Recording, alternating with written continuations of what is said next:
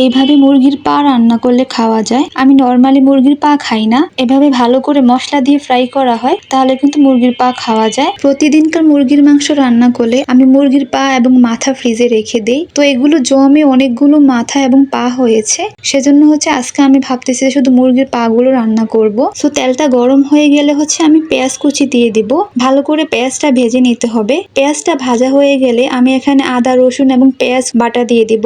এখানে আমি পরিমাণ মতো হলুদের গুঁড়া, মরিচের গুঁড়া, পরিমাণ মতো লবণ দিয়েছি। তারপর দিয়ে দিচ্ছি এখানে 1 চা চামচ জিরার গুঁড়া, 1 চা চামচ ধনিয়ার গুঁড়া। মশলাটা ভালোভাবে কষানো হয়ে গেলে আমি এখানে দিয়ে দেব মুরগির পা গুলো। তো আমার এখানে মশলাটা কষানো হয়ে গেছে। ভালো করে মুরগির পা ধুয়ে নিতে হবে।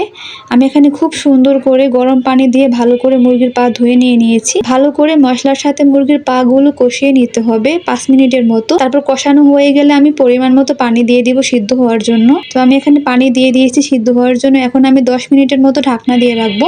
ঢাকনা তোলার পর দেখতেছি আমার মুরগির পা গুলো সিদ্ধ হয়ে গেছে। সবার লাস্টে আমি এখানে দিয়ে দিচ্ছি গরম মশলা। গরম মশলা দেওয়া 2 থেকে 3 মিনিট পর আমি চুলাটা অফ করে দিব, কারণ আমার তরকারি প্রায় রান্না হয়ে গেছে এবং ঝোলটা আরো কমিয়ে নিতে হবে। 2 থেকে 3 মিনিটের মধ্যে আমি ঝোলটা কমিয়ে নিব। তো এখানে আমি একদম ঝোল কম রেখেছি। তো আমার রান্না হয়ে গেছে, দেখতেই পাচ্ছেন একদম ঝোল কম, একদম ফ্রাই করে ফেলছি আমি মুরগির পা গুলো। এখন কিন্তু খাওয়া যাবে, এখন খেতে ভালো লাগবে। নর্মালি আমি মুরগির পা খেতে পারি না তরকারির সাথে, বাট এভাবে রান্না করলে কিন্তু মুরগির পা খাওয়া যায়, ভালো লাগে খেতে।